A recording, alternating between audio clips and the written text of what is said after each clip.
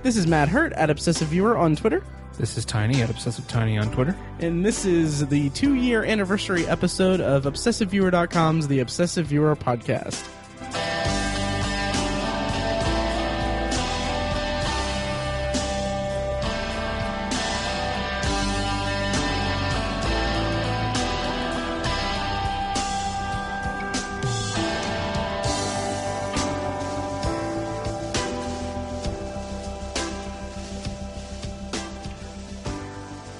Yeah, that was a spur of the moment thing. I didn't think that's why I messed up before. All right. Welcome to the Obsessive Viewer. We're a weekly movie and TV podcast that covers a specific topic, be it genre, trope, movie, or show. Each episode, you can find back episodes, 2 years worth of back episodes at OV112.com and also on iTunes and all that stuff.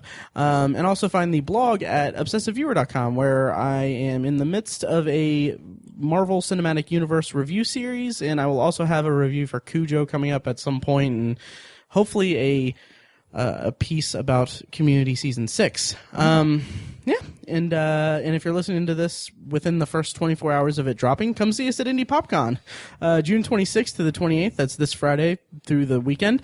Friday being my birthday, so bring me presents. We'll be recording throughout the weekend and giving away DVDs at the booth, and we'll have tickets available at tickets are available at indiepopcon.com. And also our booth number is 637. And we'll be having time on the podcaster stage on Saturday at 3 p.m. And I'll also be on a panel, podcasting and journalism, on Sunday at 11 a.m. Nice. So, how's it going, Tiny? Very well. Very, very well. Nice.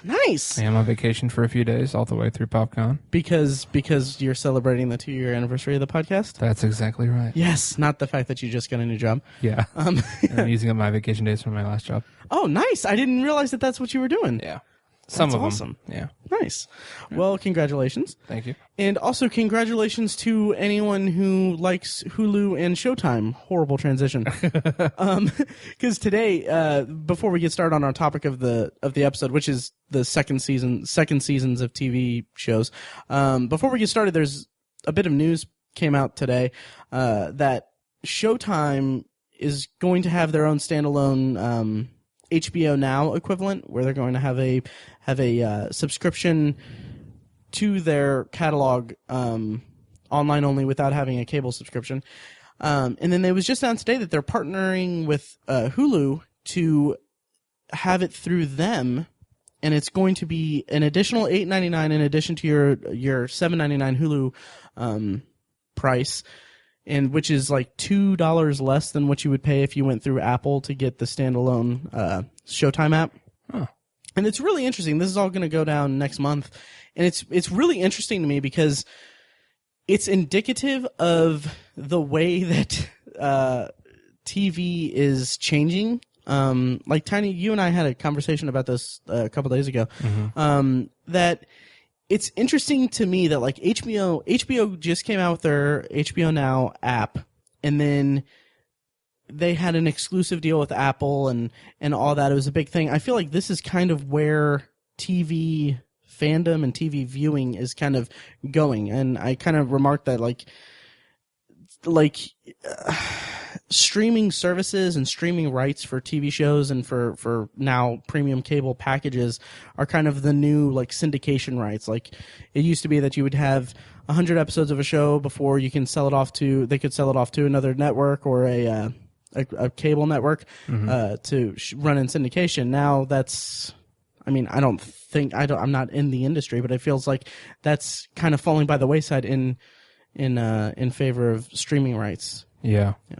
And we're recording this the day before Seinfeld, the complete series, is going to be on Hulu. So yeah, Hulu's making a big splash in the streaming services thing. It's kind of cool to think about. Like instead of NBC selling off The Office to TBS or whoever, just keep it in house, and you don't have to sell off your property. Yeah, make your own NBC app. I don't know if the networks have any desire to do that, right? But they'd be kind of crazy not to. Yeah, at this point. Yeah, like Fox has their app now, and then I just showed you how to do the FX app. Have you used that at all? I have not used it because we kind of perused it a little bit. It was pretty weak, really. That's the thing. It's kind of weird that they'll have these standalone apps for networks. Like Fox has one and FX has one, and then I want to say that NBC, maybe not NBC, but anyway, what they're doing is they're selling off these. I assume that they're selling off their original programming streaming rights to the big like Netflix, Amazon, or Hulu, and that leaves them without their full catalog. Yeah, and it's probably better money wise for them. But like FX made a huge deal, I think it was last year, because they got the rights to every episode, every Simpsons ever. So that's interesting. Which is cool. Which they do have that on their app, which is nice. Every single episode of The Simpsons is on there, so that's a plus. Oh yeah. But if you go to like It's Always Sunny or one of their other Louie, one of their other shows, you have like 5 episodes of it on there, right? And that's it. Yeah, for like Louie and Sons of Anarchy, you have to go to Netflix or Hulu, right? So that's interesting. Yep. But speaking of TV, today, in honor of our 2-year podcast anniversary, we're talking about notable second seasons of TV shows. This is an idea that I had like a few months ago or a while ago, trying to think of like ways that we could do an episode honoring our second year of podcasting without just sitting here having a love fest about the podcast. Yeah, which will come later before potpourri. But yeah. So anyway, second seasons. This is kind of a tricky topic because it's I don't know. It's kind of tricky because you don't really at least for me, I think of shows when I think of shows as big bulk shows, and this might come back to our talk about streaming services and how that's becoming kind of the new standard for watching TV. But I kind of think of them as complete packages. So it's almost getting to the point where it's a little hard to parse out seasons. Yeah. Not impossible and not really that difficult per se, but I kind of, in the era of binge watching shows, if you're watching multiple seasons at a time, it's kind of easy to, get it all muddled together. True. So we're going to talk about second seasons of TV. I don't know if there's really any other introduction for it. Should we just kick it off? Sure. All right, so we have a list here. I'm going to go first. The Office. This was kind of the first show I really thought of when I was thinking about this topic. The Steve Carell American version of The Office. It's funny. I was watching it. At the time it premiered, the first season premiered in 2005 when I was working at the movie theater. And I remember that we had promotional material at the movie theater that showed stuff with The Office. I think like special like popcorn bags or something. And I was thinking like, oh, okay. The dude from, I don't know if 40-Year-Old Virgin was on my radar yet, but probably the guy from Bruce Almighty. Yeah. And I didn't get interested in The Office until probably a year and a half later, after the second season had ended, and I watched it. I watched it kind of in bulk, and I just fell in love with the show. But those first 6 episodes were really rough. They were, and I feel like it was pretty rough because the show, like any other show, was trying to find its footing, and the first season is integral to that. But they had a very short season, 6 episodes, and I feel like that was part of like. I remember when The Walking Dead had their 6th episode first season, and I remember AMC treated it as like this is a 6-hour long pilot. Yeah, and that's kind of how The Office season 1 was like for me. So when I got to season 2, though. It was like just instantly out of the gate. They found like their voice. And I don't know, season 2 is probably one of my favorite standalone sitcom seasons of television ever. I agree 100%. Nice. They thinking back on it now, I remember I purchased like the first 3 or 4 seasons of The Office on iTunes, and I would just watch the second season of The Office on my iPod. Yeah, my iPod Video. That takes you back a little bit, doesn't it? Yeah. I would watch it on my iPod Video like all the time. I've probably seen every episode of that season about 6 or 7 times each. You're right. They found their groove, and they really like just nailed it down so hard in that second season. And I would venture to say there's not a weak episode in that whole season. Maybe 1 or 2. But that's what, 22 episodes? Maybe 24? Yeah, 22 episodes. I wouldn't say a single one was weak. Yeah. I'm trying to think of... Because like I would say the same thing about like season 1 of Community, but even season 1 of Community, the one with the teenagers that were taunting Britta and Jeff, that was annoying to me. Oh, really? But like with The Office season 2, it's like, I mean, I can't, off the top of my head, I can't think of anything that was weak in that season. And in the first, I mean, like, there's so many iconic The Office moments in that season. Yes. Like, and that's the big Jim Pam season. Yeah. Where it kind of really grew them as star-crossed lovers, I guess. I don't know. As a romantic couple. Or the potential for it. And it was some of the best characterization in that regard I've ever seen since Ross and Rachel. Absolutely. I agree 100%. And I distinctly remember that I was I was at work, and I had watched the rest of the season, or I'd ended the season or something like that. And I texted Mike while I was at work, Mike is our co-host who is on sabbatical from the podcast. And I said, okay, if you're a longtime listener, you'll know that this is an issue of mine. I am so prone to hyperbole and excitement when I try to get friends into something that I'm into. So I just sent him a text with like the blanket statement saying, in one season of The Office, the show made me care more about Jim and Pam than 10 seasons of Friends made me care about Ross and Rachel. Oh my gosh. And then all he said, and spoiler for the series finale of Friends, but all he said in response was, "I got off the plane," and I was like, "Oh, that kind of gave me chills." So, but I mean, I kind of stand by it. I did care more about Jim and Pam in that second season, because it was so endearing seeing Jim in that point, and like something about John Krasinski's performance throughout the season. Like, you can feel like his pain and his discomfort, and it was like it was another layer to the show, that you had the discomfort of the employees being just uncomfortable with Michael's antics, but you also had this very endearing romantic subplot with John Krasinski and Jenna Fisher, that you just instantly just want them to get together. Oh yeah. And there's so many just fantastic episodes. Like, I remember just crying laughing at the cold open to The Carpet, where I think no, it was the injury. I'm sorry, it was the injury. Where Michael calls the office and he's in hysterics, and he tells the office that he's burned his foot on a Foreman grill. And, I enjoy having breakfast in bed. I like waking up to the smell of bacon. Sue me. And since I don't have a butler, I have to do it myself. So, most nights before I go to bed, I will lay 6 strips of bacon out on my George Foreman grill. Then I go to sleep. When I wake up, I plug in the grill. I go back to sleep again. Then I wake up to the smell of crackling bacon. It is delicious. It's good for me. It's a perfect way to start the day.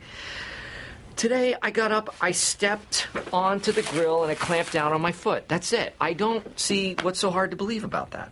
Pam, could you come get me? I have to stay here and answer the phone. Okay, could someone come and get me, please, Ryan? Michael, you should stay home and rest. There's no toilet paper here. Could Ryan... Tell Ryan to bring toilet paper. Could you tell him that? Can you hop? I tried hopping, Kevin, and I bumped my elbow against the wall, and now my elbow has a protuberance. No one wants to pick me up? What is going on? What is going on? Michael is sick, and he wants one of us to rescue him. I'm not sick. I'm coming, Michael. I'm going to save you.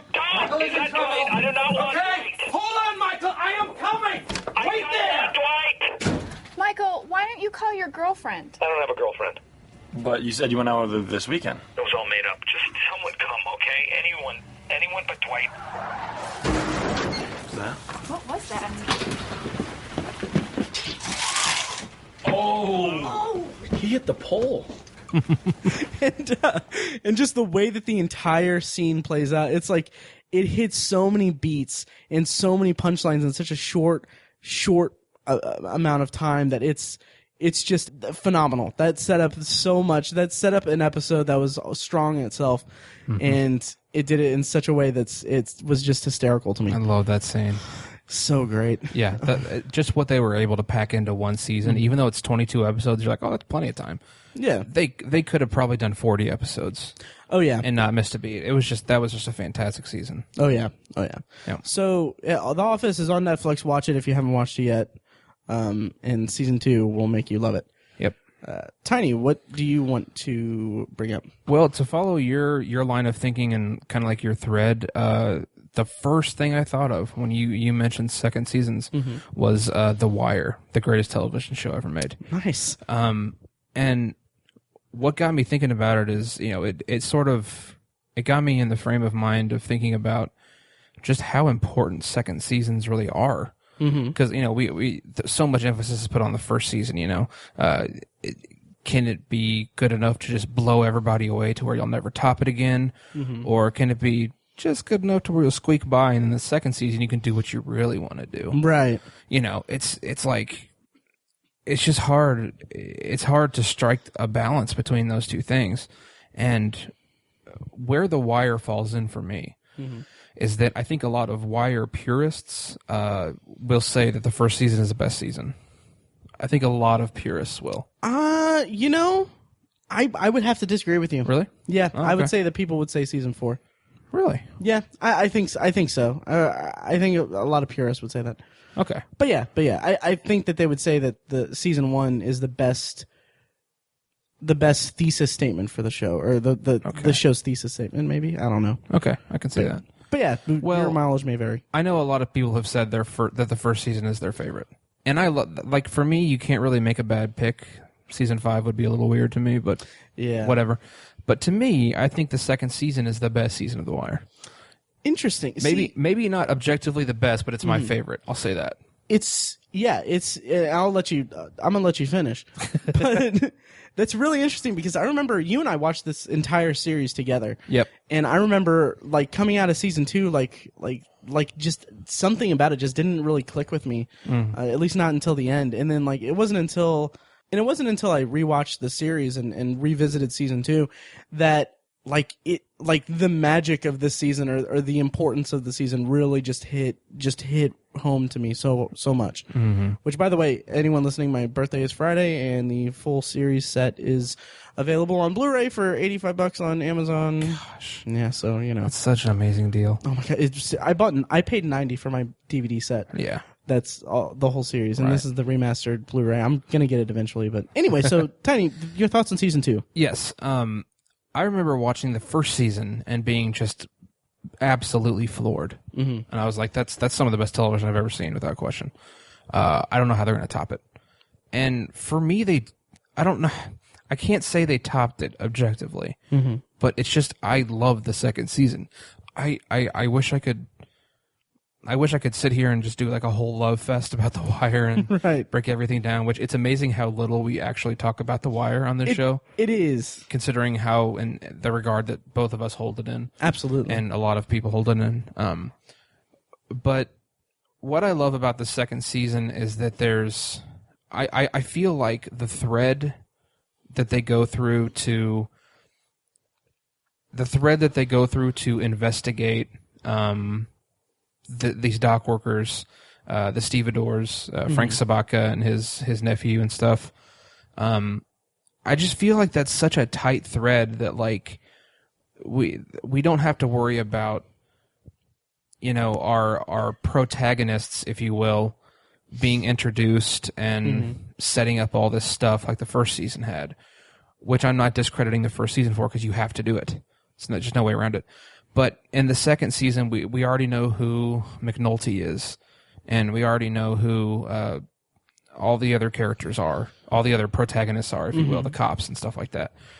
So we get to develop them further, and then we get introduced to all these great new antagonists, or I wouldn't go so far as to call them villains necessarily, but just antagonists, and we get to dive into them further as well. We get, I mean, by the end of the season, Frank Sabaka and his nephew, Nick Sabaka, Nicholas. I feel like I don't know. I feel like those are a couple of blue collar guys that could be from Indianapolis that I bump into at the gas station or something. Oh yeah. I mean, I felt like I knew them. And not to mention that, you know, this show is, I wouldn't go so far as to say it's political, but it always has something to say. It always makes a statement, sociological one or societal statement, if you will. And this second season shined a light on human trafficking that is far too dim of a light, if you will, to stick to the analogy. That's just something that the media doesn't report on very much, and most of the general public doesn't realize how massive of a problem it is, not only in the United States but around the world. And this season kind of sort of introduced me to it more than I was aware, and just same here. Yeah, really brought it to light for me, and I'm indebted to the show for that because I've since watched documentaries on it and everything, and it's just a remarkably tragic fact of 21st century life, which is it's terrible this time in this day and age that it's such a huge problem. Oh yeah, it's insanely just disturbing. It is. Yeah. So those are just a few examples of the thing that the second season achieved. Yeah. And I mean, you could give it so many more accreditations, but I don't want to harp on it or dwell on this too much. But, right. And if I may, you mentioned the Sabatkas, and I just want to reiterate, holy crap, yes, it is some of the just richest characterization I've seen in a TV show, and I want to throw out the character of Ziggy, and that also was just so interesting to me that they have the characters in place that they're doing. Something about his character specifically spoke to me in a way that kind of pointed out, okay, these criminals, it kind of humanized the criminal behavior. Yeah, definitely. Especially since he was so. I don't know what word you would use to describe Ziggy. Yeah, I don't know.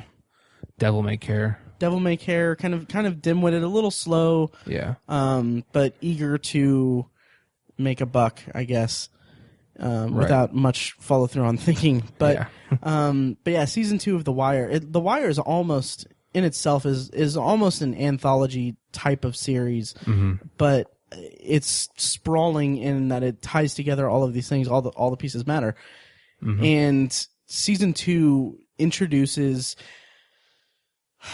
Coming off the heels of season 1, which established such an intense and rich dichotomy between the police and the dealers and everything, to go from that to putting the focal point on an entirely different aspect of this that's still tied to this drug trade is just, it was ballsy, and it just expanded. It established The Wire as an expansive series that really didn't stop from there, and it's just majestic, right? And definitely worth the $86 on Amazon for the Blu-ray set that you guys are gonna hopefully buy for me. It anchors. Or I wouldn't say anchors, but it perpetuates the idea that. Or the fact that the economy in Baltimore is driven by drugs. Right. By the white powder or brown powder, whatever. Right. Heron. Yeah. So got that pandemic. Jesus. So yeah. Anything more on Watch The Wire. Watch Please it. do. If you've watched it before, watch it again. Yes. I'm gonna need to soon. I know. It's been way too long for me. Kind of get the itch to watch it again. Oh yeah. So, do you know? Just real quick, do you know if on HBO Go if they have the? Yep. It's the remastered. The remastered. Yeah. Oh my god. Yeah, like I damn you for telling me that. Right. I played it, and it was like just to see. I think I checked it on Amazon Prime, but it's the same as HBO Go. Mm-hmm. And I started to play it, and I was like just curious to see what it is, and then like it kind of to see if it's the remastered version. And like I started playing it, and then like I was like, oh yeah, it is the remastered. And then I was like, huh. Then you woke up and it was Wednesday. Right. Like kind of like I was sitting there. And to put this into context, this was a couple months ago when I was packing all my stuff to move, and so I was playing it, and like I was like, well, let's just see how it looks for here, and then I played it through the cold open, and I was like, well, let's see how the opening credits look, and then like I was like, I can't, I just can't. I'm about to move, I'm about to get all settled in. Yeah, I was like, I can't divide my attention to a series like this. Yeah. And then I watched the courtroom scene at the beginning. And it was just, it's like, that's the kind of show like it really sucks you in. Yeah. But I'll get back to it. My thing is in my head, I'm like, okay, well, I'm going to eventually buy the Blu-ray set, and that's when I'll rewatch it. Nice. Even though it's the remastered version is on HBO Go. Right. But yeah. So, watch The Wire. Yes. And also watch this next show that I'm going to transition into. Season 2 of Arrested Development. Totes. Talk about a series that is so dense with its storytelling and with callbacks and everything like that, and just really rich characterization and all that. In other words, much like The Wire, Arrested Development. No, but it's like season 2. I feel is when Arrested Development. Maybe that's not when it hit its stride, because the first season was remarkable, but. It's when season 2 is when Arrested Development, as I know it now, having watched it over and over again ad nauseum and being a huge fan of it, that's when it finally like clicked into place for me. Because season 2, that's when like Mitch Hurwitz and his writing staff and everything, like that's when they just go for broke in terms of callbacks and foreshadowing and just sight gags and all kinds of things. Like there's like a scene like this may even call back to a scene in season 1, but I mean at the end of season 2, there's a revelation regarding George Bluth's business dealings with a certain monster across the world, and there are like little bits and pieces set up early, like even I think as far back as season 1, but I mean that's when it was more prevalent in season 2, is when they had all these like little asides and little remarks like I may have the callback in season 1 was when he was like I may have committed light treason. Yeah. And then like you see like the way that this revelation comes out at the end of season 2 is that they realize that the model the model home, like they found out that the Bluth company was responsible for building homes somewhere, and they see a news report that shows the shoddy workmanship of the homes over there. Like as the whole season has been like little bits and pieces, like saying like a window pane just kind of breaks out of nowhere, and it's just that. And I mean like some of the best gags kind of were born from season 2, and it was, I don't know, it's been too long since like The Wire, it's been too long since I've rewatched Arrested Development from the beginning. Yeah. And I still kind of have season 4 kind of fresh in my mind. It wasn't bad, but it was not where I wanted it to be, and it kind of didn't turn me away from it, but it made me kind of reluctant to watch it again. So it's, so I'll revisit it from the beginning. Nice. At some point soon. What do you think of season 2? I mean, what you said basically. Yeah, I think it was the point where I did not appreciate Arrested Development the first time I watched through it, but then the second time I just got it. it all just clicked for me. And the second season was like, I started to realize as I was watching it, I was like, this is just about as close to perfection as far as comedy goes. Oh yeah. I mean, how could Arrested Development have been better? Like, what would you do to make it better? Like, you can't do anything to make that better. It was just just borderline perfect, and I think they found that in the second season. Yeah, and it's such a shame that it was followed up with such a weak season 3 that was marred by studio intervention and studio cancellation. Yeah, and like it was to the point where I was so enamored with season 2 of Arrested Development, and maybe this is me being part of the problem, but then again, I was never part of a Nielsen house, so my viewing wouldn't have really mattered anyway. But I didn't watch season 3 as it aired because I was so.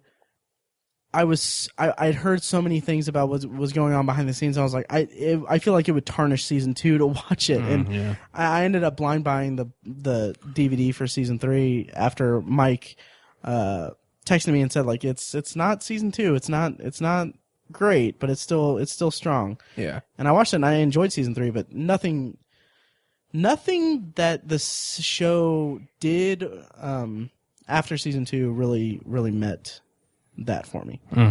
Word. Yep.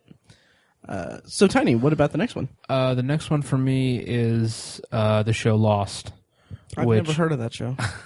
Ironically, I picked the best show ever made for my first one, and then I picked the second or third best show ever made for my second one. So I agree. Yeah. Yeah. And Lost is another show we haven't talked about a lot lately. You know, I think part of that is that I feel like Mike was yeah. I didn't want to say too much about Lost because I'm like, again, I know that I'm quick to I'm prone to hyperbole, and I'm quick to really upsell a show and everything, and I kind of wanted Lost to be its own entity, but I think that I may have talked about it a lot on the podcast. So season 2 of Lost, Tiny. Yeah, season 2 of Lost is one of my, if not my favorite, probably my second favorite season. Really? Of the show. Interesting. I think that's right. Yeah. Yeah. We've had these discussions. Had these discussions. It's been a while. It has been. That's what I was saying. It's been a while. I remember watching it on DVD and the first season, fantastic, obviously. Oh yeah. But they introduce all these mysteries. The show is famous for its mysteriousness, and they didn't answer any of the damn questions, and that ruined the entire series for everyone. And it's the worst thing that's ever happened to television. Worst finale ever. Hashtag sarcasm. Yeah, JK. Yeah. Anyway. So there's all this mystique around the show, and the mystery and the craziness, the episodes that I found the most interesting were when they were dealing with the others. Oh yeah. As they were so named. That just blew me away. Like there's like native people on this island, right? And they're like cannibals or some like you thought it was something crazy. Yeah. Your mind would just go crazy. Like, who are these people? And it just, I don't know. The mystery just sucked me in. And it seemed in the second season, that was a big focal point, was them finding out who the others are. And I mean, we never really find out who they are. Right. Not really. Well, we do, but it's like, there's still a lot of mysteries surrounding. Yeah, there are. But Jesus. Sorry. What am I trying to say here? I just loved it. It was good. Yeah. So what do you have next? I will echo. I will.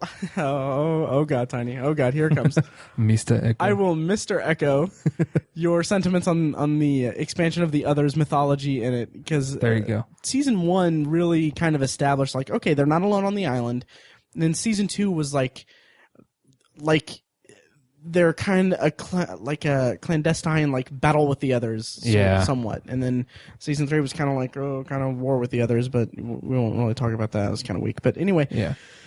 Season 2 for me, just from that opening scene from season 2, if you remember, the song "Make Your Own Kind of Music" was playing. And it was the introduction to probably one of my top 3-4 favorite characters of the entire series is Desmond. And like you said about, let's go back to talking about the others. They were still shrouded in mystery, and it was kind of like this. I remember an anecdote it may have been on the special features on the Blu-ray and everything. That Damon Lindelof, I think, and Damon Lindelof and Carlton Cuse said that it was just Damon Lindelof now that I remember, but he talked about how he was developing this series or developing the pilot with J.J. Abrams, and J.J. Abrams.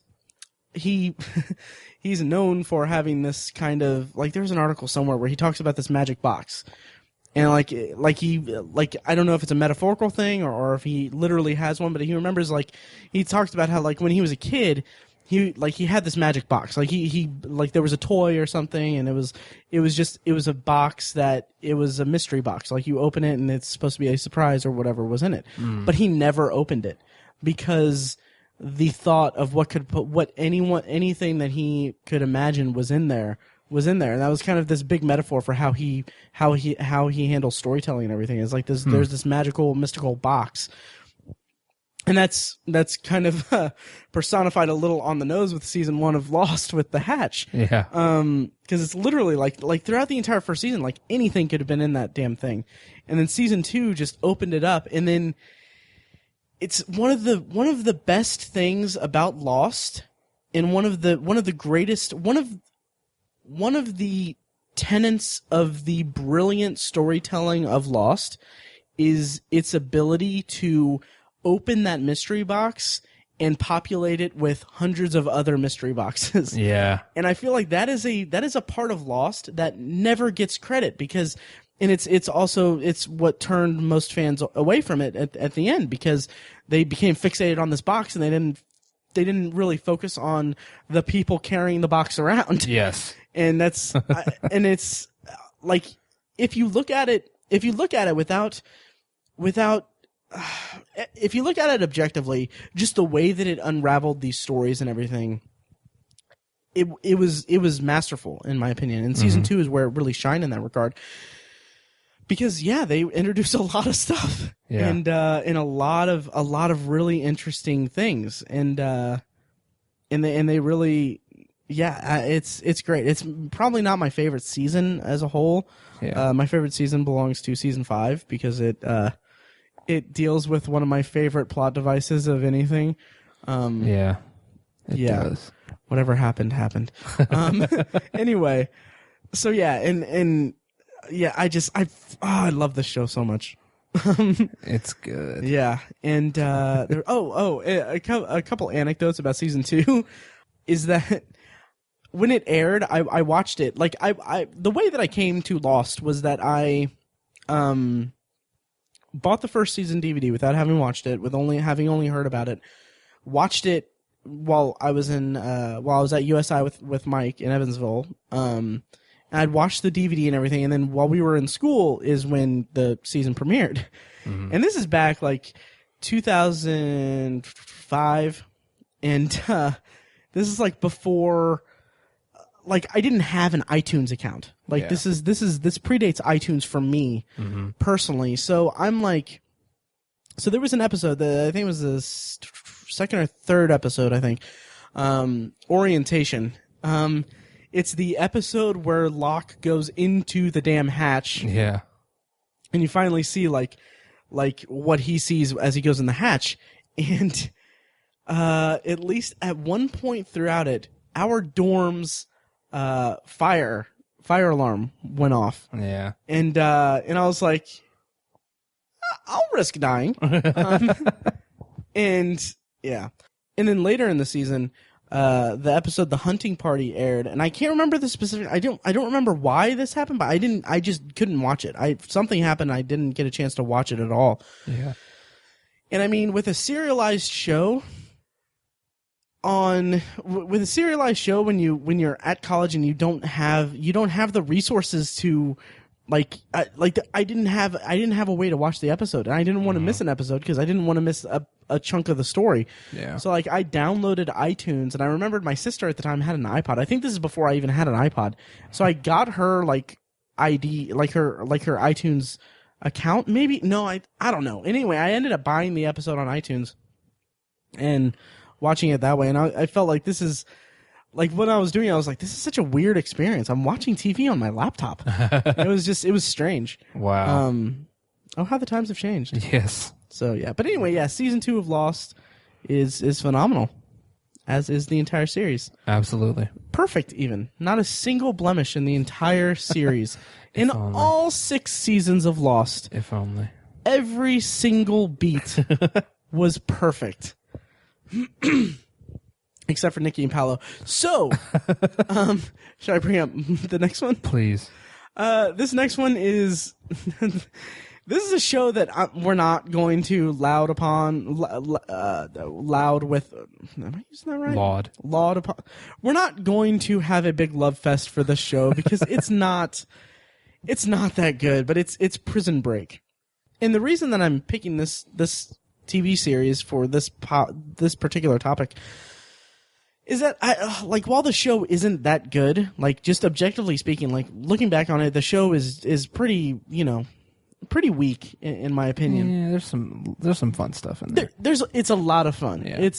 But it's not Lost, it's not The Wire, it's not Arrested Development, it's not The Office. Yeah. It's definitely not the next show we're going to talk about, but yeah. It's a lot of popcorn fun in kind of a similar vein of like serialized television at the time. This premiered in, I think, 2004 also. Was it?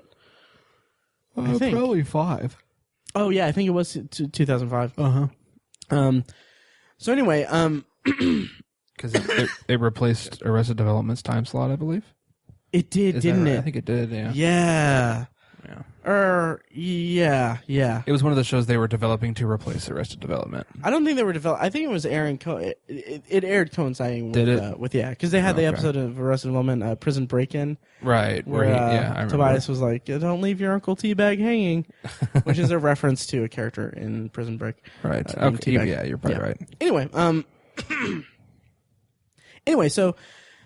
Season 1 of Prison Break is it's fine. It's a fun popcorn serialized TV in the vein of like 24. Mm-hmm. It's a lot of fun to watch, and it's the premise is really interesting because it's this genius guy gets himself sent to prison so that he can break his brother out because his brother is wrongfully convicted of killing the vice president's brother. And it's all this big conspiracy and everything. But what the first season touched on didn't touch on the conspiracy that much at all.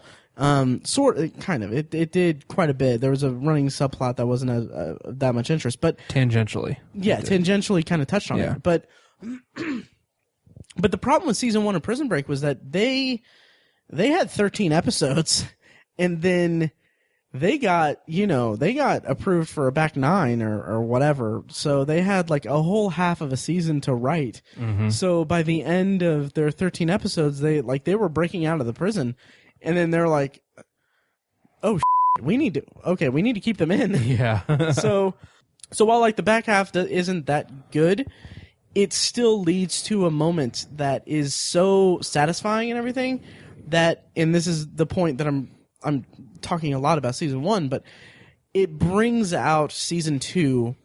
The show really broke out in season 2 because they had spoilers for season 1 of Prison Break, but they break out of the prison at the end of season 1. Mm-hmm. And so what I loved about season 2 was that the focus of the season was on a manhunt for them. Yeah. And it was such the antithesis of the first season, because the first season is confined to this prison, and it's all reliant on oh my god, I can't believe I remembered his name, Michael Scofield, using his ingenuity and everything and his genius to break out of prison and everything. And then season 2 just sprawls it out. Like it's the Fox River 8. I think there's 8 convicts something like that. Yeah. Arbitrary number. Basically. Yeah. There was 8 characters that broke out, and they all kind of went their separate ways, but there's a plot device God damn it. It's slight spoilers for Prison Break, but one of the characters, the reason that Michael Scofield enlisted him in his breakout plans is because he figured out that he is the real D.B. Cooper. Oh, yeah. And, I forgot about that. Oh, shit. So the reason that he was part of the plan, which I don't think he ever actually broke out, I think he ended up... Did he end up dying at the end of season 1? You're asking the wrong guy. Anyway, so he helped them break out, but he told them where the money is from the D.B. Cooper heist. So the entire second season is them, the escapees trying to get to this point where the money is, and I think that lasts like half the season maybe. But then there's also another thread that this is kind of bearing the lead, because the best part about season 2 was the addition of William Fichtner, one of my favorite character actors. Oh yeah. As the agent in charge of tracking down the Fox River 8. And it comes to light that he is not as he seems, and it ups the stakes of it, because it's not like he's going to capture the Fox River 8, because he's enlisted as part of this tangentially enlisted as part of this conspiracy plot, so he's out to like kill them. Yeah. And it's just a really interesting way to go about making a season about a prison break, or a show about a prison break. It's almost, I hold season 2 in such a medium regard compared to season 1. Or that sounds like I'm down on it, but like season 1 was just okay, but season 2 is where it really just like flipped on me and became a show that I wanted to watch weekly. Yeah. And it ends on such an awesome note too. Like the season ends on such a WTF moment that kind of just shocked me and made me really excited about season 3, which season 3 wasn't that good, but it was kind of a retread, but it was better than season 4. Yeah. What'd you think of Prison Break, Danny? It had 5 seasons in the movie. Did it have 5 seasons? Was it 5? I think it was No. 5. I think it had... Did it had have at least 5? 4. It had 4, and then a TV movie. Yeah. Or a direct-to-DVD movie, whatever you want to call it. Yeah. Far too much, really. Far too much, yeah. Yeah. The season 4 became this whole different beast, and like the timeline got all screwed up with one of the characters' kids, and it was kind of like they just didn't really care about anything. But I think this show, if it were done, we say this about almost every network show, if it were on cable and it had 13 episode seasons, and it were planned out like good shows are supposed to be for 5 seasons, could have been a very solid, fun show, and could have maintained some form of levity and quality over 5 seasons, I think, which would be like, 60, 70 episodes, if that. Yeah, I agree. I agree to an extent, but I agree, but I wouldn't wish it on it. Right, I mean... I honestly, I kind of feel like Prison Break is the show that it was, and while it wasn't like a very great show for me, it was still like a really good embodiment of the popcorn serialized subgenre action show that was really popular in the mid 2000s. Mid aughts. And I think it would have been better served on cable, because you have a bunch of people in prison, right? And you have to keep it tame for a network show. If Oz had a Prison Break, there you go. Yeah, I don't know if there was ever a Prison Break in Oz. There was, yeah. Was it really? Yep. Interesting. It's pretty good. Did anyone have a tattoo of the layout of the prison on them? No. Okay. Yeah. Interesting. I don't remember Prison Break very much. Yeah, it's all on Netflix. I've kind of toyed with the idea of going back and rewatching it, but I just remember the 3rd season. They're in Panama, and they get sent back to jail. That's the spoilers for Prison Break, but I mean it's an old show. 10 years old. Yeah, season 2 ends with them getting thrown, like a few of the characters getting put into a Panama prison. Yeah, and it's like the grossest like lawless kind of environment that to be in, and it's so. That's kind of I kind of like season 3, Tidy. Do ya? I kind of do because it's funny and it's weird, not weird, but it's kind of like it should be a retread, but it's also like they kind of point out like, okay, you know, all bets are off here in this prison, and it's like like they have a scene where like it's the reversal, like the brother comes to visit him in prison, and he's like. I think there's a scene where, like, someone, I don't know if it's his brother or not, but Lincoln Burrows, oh my God. Yeah. Holy, wow. Anyway, wow. Anyway, so there's a scene where he's like, well, you broke out from prison the first time, could you do it again? And he's like no, I can't. It's like, but they end up doing it, but it's really, it's an interesting turn for the show to take. And then season 4 was kind of their spy, like, they became a spy team. It was like season 4 of Prison Break was the Fast and Furious of the Prison Break series because that's when it didn't become a break-in, break-out conspiracy show. It became a conspiracy spy thriller where they were contracted by the government to root out this conspiracy or something. Right. Which had its own moments, but, you know. Anyway. Yeah. Yeah. Do you want to bring us into the next one? Yes, the next one is Breaking Bad. Yes. Again, probably discussed amongst some of the best shows ever. Mm-hmm. Like Lost and Prison Break. Seriously, looking at that list, it's like one of these things does not belong. That's right. One of these things are not like the other things. Yeah. Breaking Bad, season 2. Again, one of my favorite seasons of Breaking Bad. Mm-hmm. Breaking Bad was an interesting case the first 2 seasons because the first season's only 6 episodes, and I feel 7. like it's 7. Yep, okay. Due to the writer's strike. Okay, but I feel like that first season is just very rough. Mm-hmm.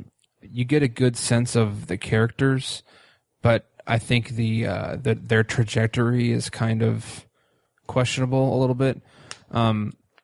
But you know, the first season was so successful and it was so critically acclaimed, and people were like, "This show can really be something." That you know, AMC threw a lot of their effort and what I can only assume to be money behind the show. And the second season is just like leaps and bounds better in quality, as far in like every respect, in my opinion. Writing, production quality, visual quality, it's just so much better. And the prison, not the prison, the characters are so. They're established in the first season like they're supposed to be. You know, okay, this is what Walter White is, this is what Jesse is. And then they just dive into those characters so hardcore. Oh, yeah. It's like a friggin' rocket ship with those characters. They just take off in the second season. It's just so awesome. Yeah, I don't even remember a lot of the specifics about 2. Season 2 also had the thread of, like, there was... I don't know how many episodes ended up having this, but like throughout the season, episodes would begin with this black and white footage of this something. Yeah. And it slowly kind of unravels it, like what it is. Yeah. And you don't really realize what the hell is going on until the closing minutes of the season. And it's brilliant. Oh yeah. Oh yeah. Like I remember having just a like what the hell moment, and then thinking like. I was kind of mad at first. I was like, that seems like so random and non-consequential. Mm-hmm. And then you just kind of realize what it means from a narrative perspective, because it's basically, I won't spoil it because this is still a show that people should be discovering if they haven't watched it yet. But what it is, like something happens that is the direct result of characters' actions in Breaking Bad, and it's motivated by selfishness too. Yes, it's motivated by selfishness, greed. Yeah. And it's such a standalone kind of thing. It's like nothing intentional. Like this event is just the consequence of actions that couldn't be fathomed. It's kind of like the butterfly effect. That's exactly what it is. Yeah. And it's just so well told throughout the whole season. And I mean, just and I love the tongue-in-cheek episode titles. If you are familiar with this, there's like 4 episode titles that when you read them throughout, like you take those episode titles out of the season, read them again, it tells you what happened. It's amazing. Yeah. It's funny. It's funny. Yeah. Yeah. But it's just a fantastic season of television, and absolutely builds so much on the first season. Just takes it's just great. Oh yeah, it's again. We talked a lot about Breaking Bad, but we talked a lot about the last season of Breaking Bad. We did, yeah. We had 3 bonus episodes devoted to the final episodes. Yeah, like 7 or 8 hours worth. Yeah. I really like those episodes though. Oh, totally. Yeah. So watch Breaking Bad. Yeah, second season I think I think it's my favorite. I need to rewatch the series again to really make that statement. But me too. Yeah, me too. I'm kind of shelving it for now. I'm gonna wait a few years before I rewatch it. I think. Mm-hmm. Yeah. Did you get the Barrel Blu-ray set? Did not. I'm gonna wait for the price to go down on it because it's like $200. I think it's like gone. Is it really? I think it was limited, but I was kind of jealous because they came out with another series set that's a standard Blu-ray box set with the whole series, but it's just a normal DVD case. So I'm like, I have this damn Barrel that like now it's nice because I have it set up on display in my living room. But I was also like, I mean, I can't put it on my shelf. Yeah. So yeah, but yeah, Breaking Bad. It's season 2 of Breaking Bad. It's the Prison Break manhunt of Breaking Bad. Yeah. It's great. Yeah, so I'll go ahead and round us out. This one won't be brief because I know that it's not part of the. I don't know. I've talked about the show before, I think, because I remember at one point our friend Pat from the Nerds You're Looking For, after I talked about it on a very early episode, it might have been our Nostalgia TV episode actually. I believe it was. He texted me and said that he was watching it, but it's Wings, the 1990s. I think it started 89. Yeah, I think it started 89. Yeah. 89 to like 96 or 7.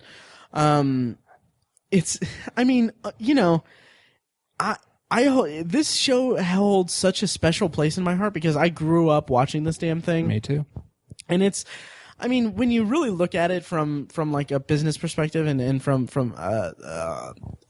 the Hollywood or whatever television landscape and everything, it's a ripoff of Cheers. It's Cheers in an airport, like totally. But I loved this show. I mean, this was my jam growing up. Yeah. Like I think I talked to him in the Nostalgia TV episode that this was the show that it would be on syndication on USA Network, and when I stayed home from school, it would play like between like 11 and like noon, and or maybe like 11 and 1 maybe, and I'd watch it like anytime I was home from school, and it was just, I don't know. I know the show backwards and forwards, and I love it, but season 2, like I was just kind of looking through the episode list and everything because I watched, I've only watched it in chronological order from beginning to end, like maybe 3 or 4 times in my life because I've only watched it in syndication. Like I grew up watching it in syndication, so I know all the episodes, but I've only watched them in syndication. So I'm not familiar with this. Goes back to what I was talking about earlier. That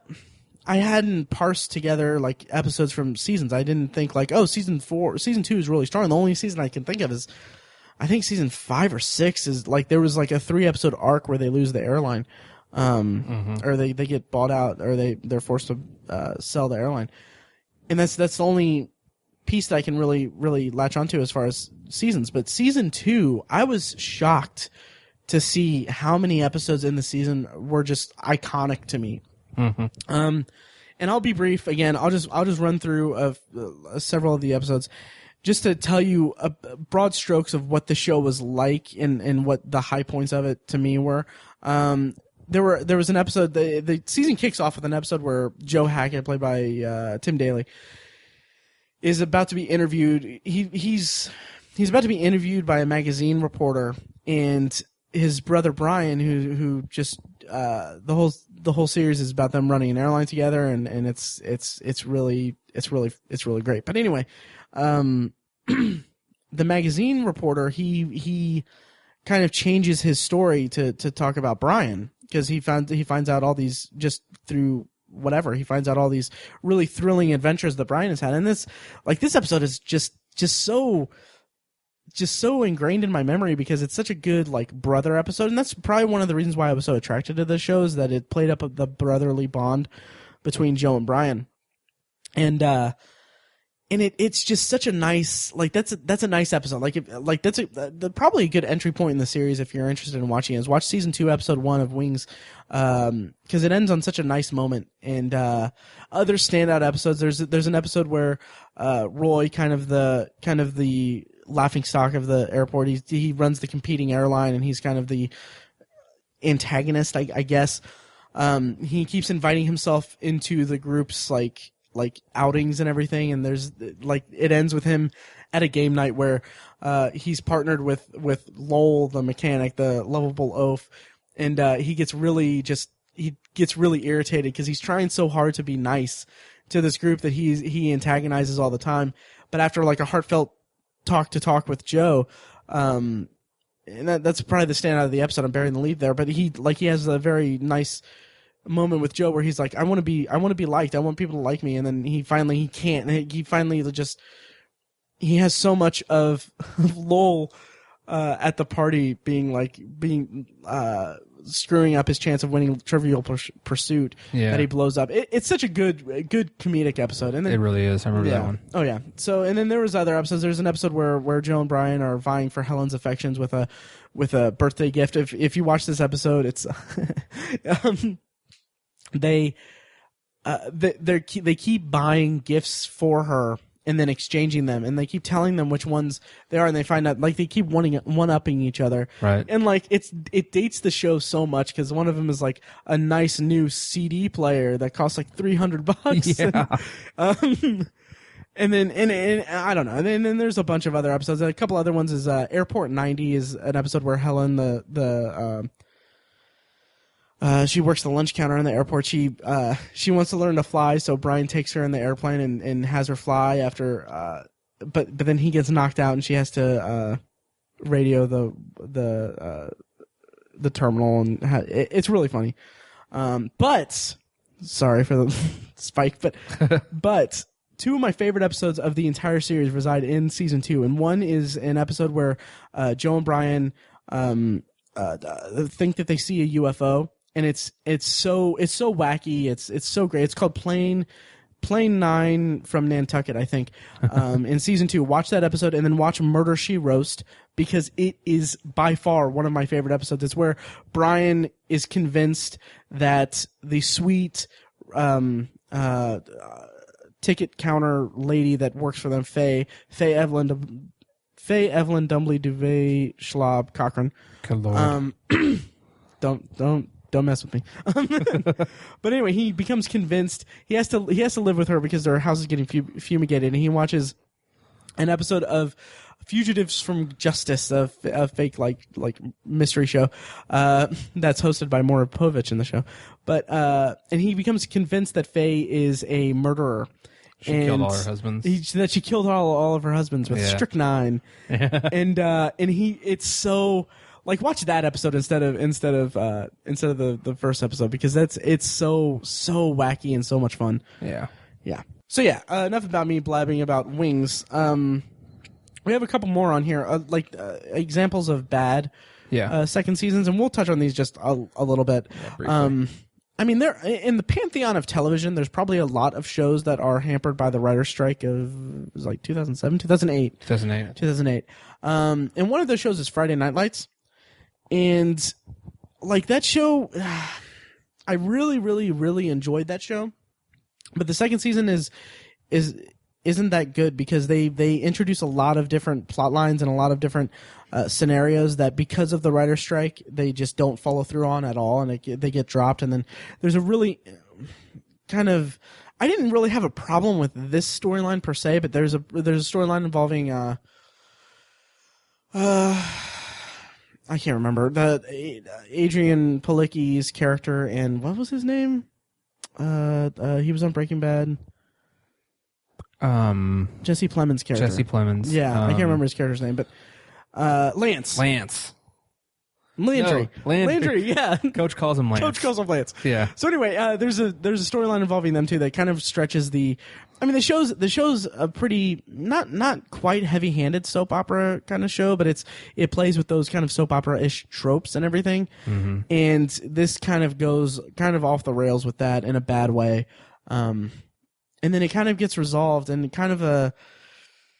at least this plotline gets resolved, but it gets resolved in a way that's so inconsequential to the rest of the series and the rest of the character development for these two characters that it kind of just seems like they could have just thrown it out and not bothered with it. But yeah, so what's your pick for bad second season? My bad one is True Blood.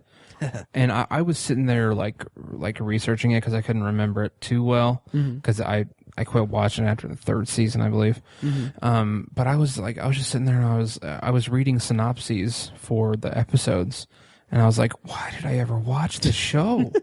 I mean, I to this day I defend the first season. I think it's a pretty solid season of television. But the reason that it's solid is because it was simple. It had a really compelling and, in my opinion, a satisfying love story throughout the first season that I found just fascinating, and I thought it was just a fun kind of cat and mouse thing between these two characters, and that was a great focal point. You know, you had kind of subplots involving some other stuff, and they were all just simple and just kind of storylines you can relate to. And then the second season, they throw in like werewolves. Yeah. And there's some witch lady who grows these claws and claws people.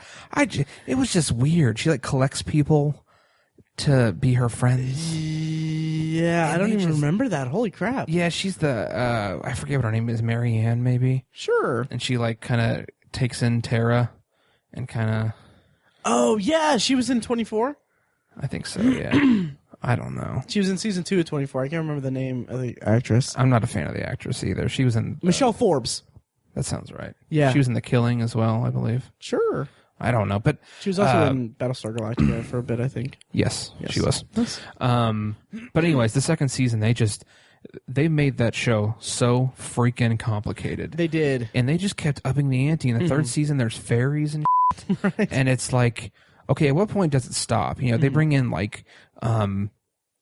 later on they bring in gosh, I can't even remember what all they bring in. Witches, like actual like Wiccan witches.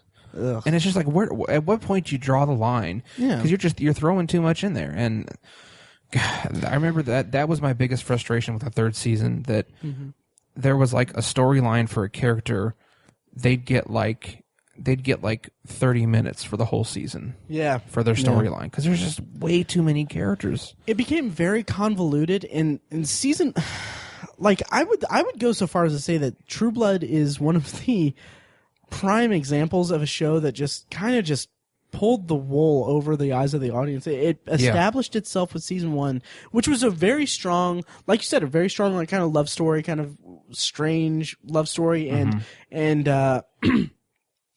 metaphor and allegory for gay rights activism and all that, and persecution and all that stuff. And then it also, the thing that hooked me into True Blood was that there was a very satisfying murder mystery that played out really well during the first season, and that's it. Yep. And then season 2, like the show did not establish itself as this fantastical show with a bunch of different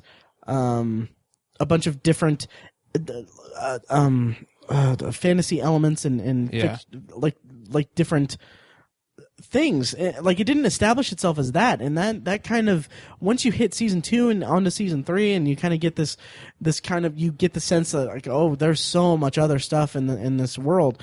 It betrays what was established in season 1, because season 1 was a very grounded, like, oh, vampires are real and this is how humans react to them. And then from season 2 onward, it's like, oh, fairies, witches, all this stuff, like basically echoing what you said. And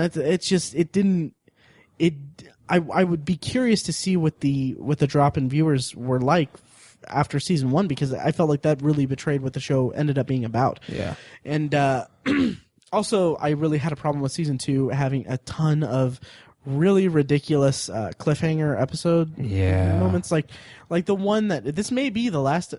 Maybe no, I don't know. This might be one of the last episodes I watched, or one of the last episodes where I was like, okay, I can't take this show seriously at all. But like her brother,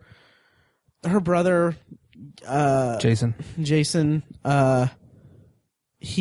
there's an episode that ends with him getting shot. And it's like this big, like, oh my God, Jason just got shot. Oh wow, holy crap! And in the opening of the next episode, it's a paintball gun that shoots him. And I'm like, that's not good storytelling. That's not a good. That's just like that. That's awful. That's horrible. It's dumb. They're going for a roller coaster, and we got a carnival ride. Exactly. Yeah. The show got too big for its own good, and they just lost the thread.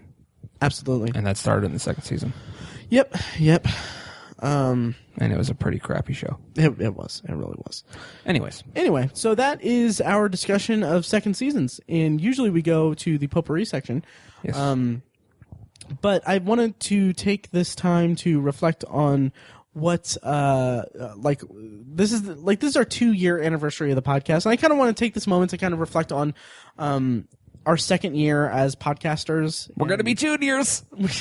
Upperclassmen. Jesus. Oh my God. I'm sorry. I was going to say that was our Sophacast here. Oh, I like that. No, you don't. I do. Don't. It's not good. I have a year to come up with a pun for junior year. But no, and so I kind of wanted to touch base with like how we're you feel, uppercastmen. Oh God damn it! I'm on a roll. Put me on a pan and stick me in the oven. I'm on a roll. Hi. So anyway, so how do you feel about our second year of podcasting, Tiny?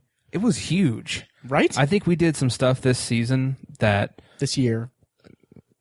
I think we did. You got me screwed on the season. You ruined everything, Tiny. I think we did some things this year that other podcasts don't get to till they've been doing this for 5 years or whatever. I mean, just looking at the list of stuff we're going to run through, it's like we hosted a live event. Yes. You know what I mean? It's like, my God. Not a lot of people can really say they've done that. Oh, yeah. It's like, oh my God. Like, let's just jump into that. I have a list of topics that like just standouts, notable moments and episodes from year 2 of the Obsessive Viewer. And like the second one on there is Shocktober in Irvington, which like, oh my God, dude. Like, first of all, we did that. We did it. Yeah. And it's like, and first, like, again, I want to apologize to you, Tiny, to Mike, to our friend Greg for being so stressed out over it. Well, I mean, but we were all stressed about it. We were very stressed about it, and I was so stressed out. And like we're in contact with the Irving Theater, and we're going to hopefully have have a date locked down for Shocktober 2. And I'm so like the things that we did last year over the last year for the podcast. Like I feel like they have really made this year, like the thought of doing like that again and doing PopCon again, like so much less stressful on my part, and like I feel like there's still like that nervousness that resides with like, oh, we're gonna do another live event kind of thing, and oh, we're gonna do a convention and everything. But it's also like I'm like, okay, I'm not gonna stress out about getting a banner, like getting the banner perfect, and well, we have the banner, so I don't really need to do that. But like I'm thinking like, okay, it's going to be a fun experience because we know that it's a fun experience, and I think that's taking precedence in my head over making sure that everything is just as perfectly as I want it to be and everything. I hear you. Yeah, so I feel like I'm growing. Yes. Yeah. So should we talk a little bit about Shocktober in Irvington? Yeah, I guess. Yeah, it was fun, guys. Yeah. Yeah. I mean, we got to talk about filmmakers. We got to talk to filmmakers about their craft. Yeah. I mean, we had artists on our show and talked to them about why they are artists and why they choose to make the things they do. That's just like a kind of purity that, man, that was just freaking amazing. Oh yeah, and add to that fact the fact that we were talking to them in front of an audience who had just seen their work. Yeah, like that was just amazing to me. It was pretty surreal. Yeah, and I really can't wait to do it again. Yeah. do you have any standouts that you want to talk about over the last year two? I mean, the stuff you got on the list here, yeah. Mm-hmm. I mean, just the Summer of Sandler was probably behind Irvington and the convention was. Mm-hmm. I would say is probably our most ambitious episode. I mean, would definitely agree with you there. Well, our most ambitious project. Let me put it that way, because if you consider Irvington and the convention, PopCon a project, mm-hmm. Summer Sandler a project, that'd probably fall in third place. Right. That was it was so much fun, and I just loved just getting together and ripping those movies apart. Yeah. But I was ready for it to be over by the end. Oh, me too. Yeah, I was ready for it to be over. But just we can say we did it. You know? Oh yeah. Like just today, I was tweeting about it because I was talking to my friend Molly about it, and not about it, but she mentioned something about that's what it was. My friends Yuri and Molly in our Facebook Messenger chat, they posted an article about how Rose McGowan. This is Rose McGowan apparently spoke out about being cast in Adam Sandler's latest movie and being asked to dress to wear a push-up bra or something like that and dress really risque, and she's she said some big statement about it, and I'm like okay, having an actress dress slutty is the least offensive thing about any Adam Sandler movie. Right. And as I said that to my friends in our chat, and then Molly was like, well, I like this movie, and I was like, oh yeah, that was okay, and I like this movie, and oh, you would probably like this movie, you haven't seen this, and I was like, oh my god, I have just a breadth of knowledge about Adam Sandler's career. Oh my god. This podcast. Yeah. Yeah, it was, and then and then and I went into a whole spiel because one of my favorite moments from year 2 of the podcast is Summer Sandler episode 4, where I mentioned to Mike, or I mentioned to you guys, I said that Jack and Jill, I theorized that Jack and Jill was a metaphor for Adam Sandler wrestling with his talent as a fairly legitimate kind of dramatic actor that we've seen before, and reconciling that with this urge to be just this abrasive idiot moneymaker. And I said that I spelled that out in our chat, and then Molly was like, I was like, I said that on the podcast, and it blew Mike's mind, so whatever. Yeah. So yeah, but anyway. It blew my mind too. Oh, thank you. Mike was a little more expressive about it, but I was still trying to wrap my mind around it. Yeah. I'm really proud of that. I might do something blog related I shouldn't put that out there because the idea that I have for a blog related Jack and Jill thing will make me just crazy. Yeah. So yeah, I have several other ones I want to talk about, but we did I really like when we do these bonus episodes that have to do with TV shows in general. Mm-hmm. And we've done them several times, but 2 of the standout ones happened in the last year is the Boardwalk Empire final season that you and I did. Uh-huh. Which was really good because it was kind of similar to how the How I Met Your Mother series finale bonus episode that we did was, because I feel like the series didn't end the way that we wanted it to, or at least I didn't want it to. Oh yeah. And I feel like that really created a really interesting discussion for us to have, and I was really proud of that episode. I think both of us wanted to talk about that show like it belongs in the discussion of greatest shows of all time. Yeah. But I don't think it does. And that's what was special about that episode. Absolutely. And it's funny because if you go back and listen to I've recently I went back and listened to the first several episodes of the podcast just for S&Gs and to kind of gauge the quality of it to see if I wanted to put a disclaimer on it. because those first few episodes are rough. Yes. But I listened to it and there's a string of 2 or 3 episodes where I emphatically say Boardwalk Empire, once Breaking Bad goes off the air, Boardwalk Empire will be the best show on TV. And it ended poorly. It did, unfortunately. Yeah. But then another episode is the Friends retrospective that I did with Mike, because we dissected the hell out of that show. We spent 3 hours talking about it. Yeah. And I think the episode ended up being 2.5 hours, maybe. I listened to it. Yeah. Yeah, and I was really proud of that. Yes. Yeah. Yeah. And then other milestones, we hit our 100 episode mark with the fake movie game, which I thought was really a blast. I was really proud of us for coming up with that. Me too. Because that we're gonna have to get a guest on here or something. Oh yeah, and have to do that again. I don't know how well it would work with just two of us. I don't think it would either. Yeah, but man, that was so fun.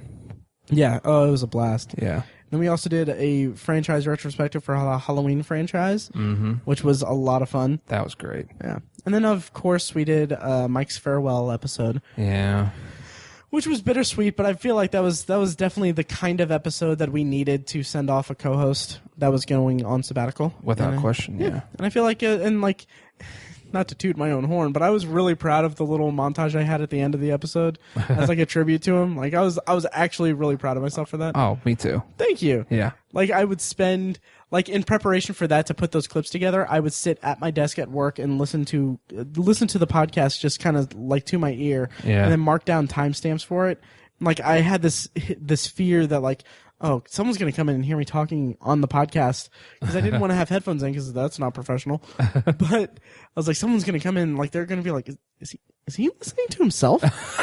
Oh man. Fortunately, no one did. But anyway, so that's some notable moments and episodes from year 2.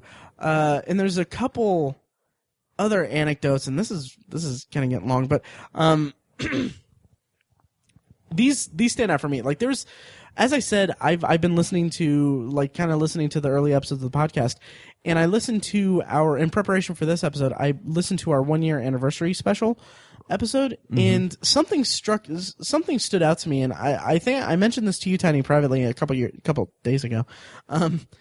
But there's a moment I think there's a moment in that episode, in the 1 year anniversary episode, where Mike says that his favorite podcasts are You Made It Weird and The Nerdist. And I remember, like, at the time, like, yeah, The Nerdist was like my favorite podcast. And I know for a fact, like, now Mike's favorite podcast is Now Playing Podcast. And like my favorite like podcast that I listen to regularly is /Filmcast. I kind of feel like it's interesting that, I don't know if you've experienced this, Tiny, but since we started podcasting, I've kind of gravitated more toward listening to other podcasts about movies and TV shows. I just think that's kind of an interesting thing. Totally. Yeah. And then a couple. Oh, okay. Yeah. Here's a few anecdotes about it. The college movies episode 101. That was the first episode we recorded in my apartment, and we had Feckus back, and it was episode 101, and we talked about college movies, which I was really proud of. Yeah. But it's funny because before that, we were recording in my brother's sunroom, which I referenced as the Turbo Roost Studios, and like we started recording there in the. How often did we record in there? It was like, how did we start recording in there? Jeez, I don't know. I couldn't tell you. I don't really remember. I mean, I think we recorded in there for like about a year. Yeah, I think it was the better part of a year. Yeah. And it's funny because it was a sunroom with like no AC or heating like ducts in it, I don't think. Right. So we spent a year in there, and it was like basically in the summer it was really hot, in the winter it was really cold. And then probably in February of this year, we found out there was a little lever with a heater in the like an old school radiator kind of. Yeah. And like that whole time we could have been warm in the winter. Like I think there's episodes where my teeth are chattering in the episode because I'm freezing my ass off. So yeah, and then this one. Okay, this one is a little. There's a pattern that is emerging in these year retrospective episodes that we're doing, I guess. Because if you guys remember, in the 1 year anniversary special episode, I talked about how during the recording of the very first episode of the podcast, I got dumped while we were listening to it, or while we were recording it. And also, I'm friends with the girl in question from that first episode, and I think she's going to come to PopCon, so we might actually get her on the podcast to hear her side of it. Nice. That I'm going to heavily edit out. But anyway, so there was an episode of the podcast that I don't even know if I still have in my files. I think I do. I couldn't really find it when I was looking for it, but I'm sure I do because I wouldn't dump that. But God damn it! Oh, Freudian slip. Okay, so September, the end of September, we were. I can't believe that just happened. That was great. Jesus Christ. Okay, so at the end of September, we were set to record an episode of the podcast. I don't remember what the topic was. I don't know. But the day before we recorded, my girlfriend at the time ended the relationship with me. So, in the pod chat and at the end of it, at the time, this is, I don't remember if I've mentioned this on the podcast or not, but basically the breakup happened. And it was a very amicable breakup. Amicable breakup. That's why she broke up with me. No, but anyway, it was very amicable. It was very pleasant. Something I don't really experience with and all that, but that's a whole other thing. So it was very nice. It was very, whatever. So I was like, you know what? I'm okay about it. So I'm talking to Tiny and Mike in the pod chat, and then I think Mike, or I don't know if Mike or you mentioned it, but I was like, I think I mentioned it's funny because there's a whole list of breakup movies that I wanted to do. I meant to do a blog post about it a year before that, but just never happened. And then I think one of you guys recommended why don't we just change the topic to breakup movies? Yeah, I think we're gonna do an extended potpourri anyway. So yeah. So at the time, I was and this is the day that it happened. I was like, you know what? Sure. I'm okay with it. I'm good with the breakup. Thought it might be kind of cathartic. It would be cathartic and everything. Yeah. And then that was a Saturday. We were recording on Sunday, and then I woke up Sunday morning and just oh my god, the relationship's over. And that was my I started my whole grieving period or whatever, and I was just I'm not gonna. I mean, we dated for a couple months, so it wasn't a big, huge relationship or anything. But I was still upset over the breakup and everything. Mm-hmm. So we ended up recording breakup movies. And then that week was, and this may be going into too much detail, I guess, but that week I started working day shift. Yeah. And she works in the building. Yeah. So basically we recorded the episode, and then I had this awkward, uncomfortable, and upsetting week where I was upset from the breakup and had to I didn't have to interact, but I mean I still saw I saw her every day that week, and I was yeah. I was just all right, guys, we need to take a week off because I can't, I'm still upset over this, and I don't really feel like forcing myself to sit down and listen to audio of me talking about the thing that I'm upset about. Yeah. And having to edit and release it and everything like that. Not that we got too personal in that episode, but and also I just feel like I was not on top of my game there because I still had so much stuff going on in my head. Right. So that is why in the first week of October, we did not have an episode. Yeah, and the file is still somewhere in there, and I may eventually dig it out. I kind of wanted to release it for Valentine's Day because that'd be an interesting us talking about breakup movies on Valentine's Day. Yeah. But yeah, I don't know. Maybe I'll dig it out and I'll release it at some point. But okay. But on the bright side, I'm doing okay. Single and ready to mingle. Yeah, I'm just dating me right now, Tiny. God. And then also we have Vault Movies 3 in the can. That was the last episode one of the last episodes we recorded with Mike before his sabbatical, and it's there. It'll come out eventually, but we just recorded it as kind of a B-roll thing, and it'll come out eventually. Mm-hmm. Yeah, and then finally. A couple of regrets I have. Do you have any regrets over the last year? No. I had a really good second half of this.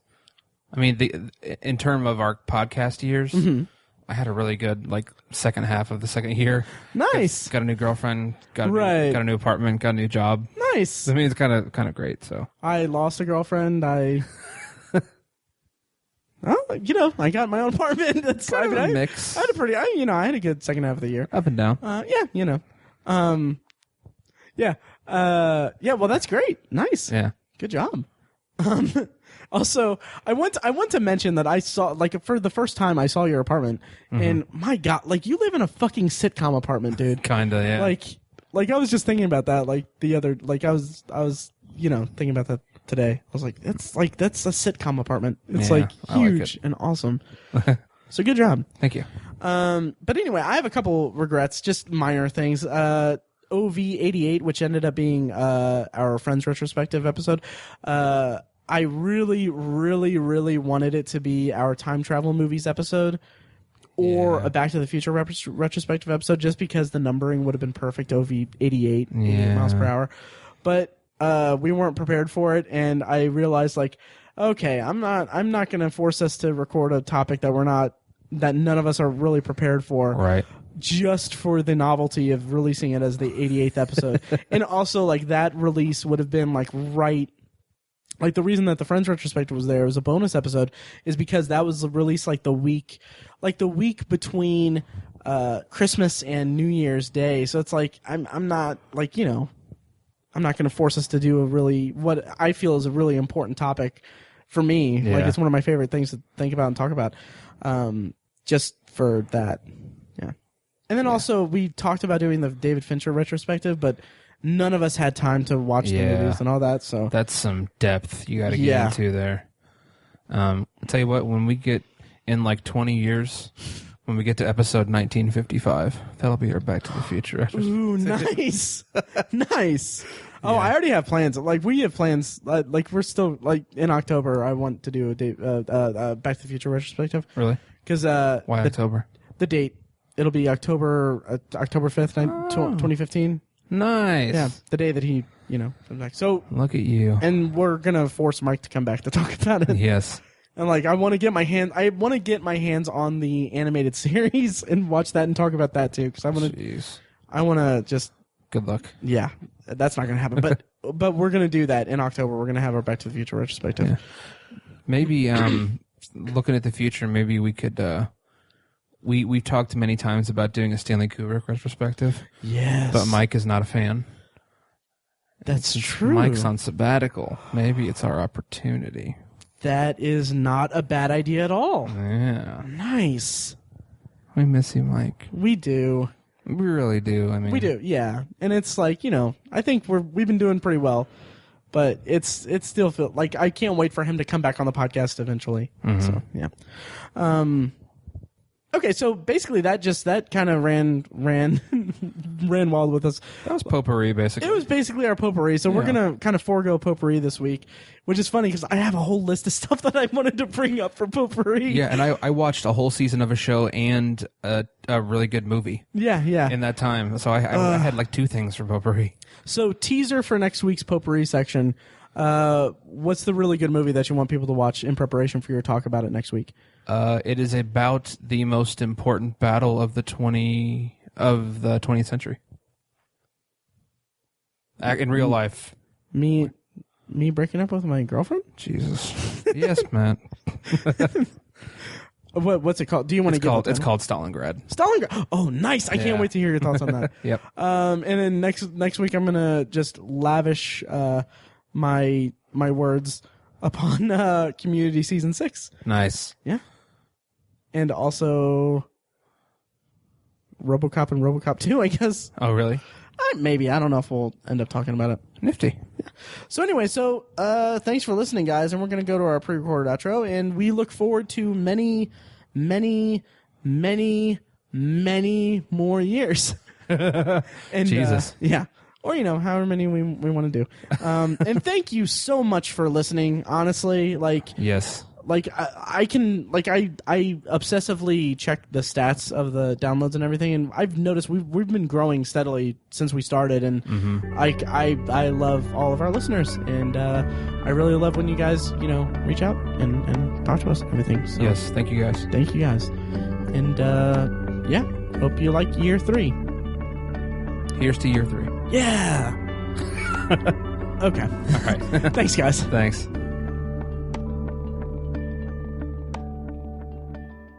Still gonna need a break to tell. Right. Yeah. This is Matt Hurt at Obsessive Viewer on Twitter. This is Tiny at Obsessive Tiny on Twitter. And this is the 2-year anniversary of the obsessive damn it, let's do that again. Sorry. It's been a while since we've had to do that. That's the tag. Yeah. Okay. Thank you for listening to The Obsessive Viewer, presented by ObsessiveViewer.com. You can find more of our episodes at ovpodcast.com, and you can subscribe to the show on iTunes, Stitcher, or your preferred podcast app. The Obsessive Viewer's theme song is An Eclipse of Events and is provided by Loudlike from their EP Mistakes We Must Make. You can find that and more great music from them on iTunes and like their Facebook page at facebook.com/loudlikemusic. Any and all feedback on the podcast is encouraged. You can email the hosts individually at Matt, Tiny, or Mike at ObsessiveViewer.com, or send an email to the podcast in general at podcast@ObsessiveViewer.com. Check out the Obsessive Viewer blog at ObsessiveViewer.com, where we post movie and TV reviews and the occasional editorial about the business of entertainment. You can also like us on Facebook at facebook.com/TheObsessiveViewer and follow us on Twitter at ObsessiveViewer, at ObsessiveTiny, and at IamMikeWhite. If you want more obsessive content in your life, check out our sister site, ObsessiveBookNerd.com, for book reviews, author spotlights, and a general celebration of reading. Finally, if you're philosophically curious, check out Tiny's side project podcast, The Secular Perspective, which explores the concepts of faith, religion, and existence from the perspective of secular hosts. You can find that at thesecularperspective.com and subscribe to the podcast on the podcatcher of your choice. Again, thank you so much for listening. We love you. Be excellent to each other.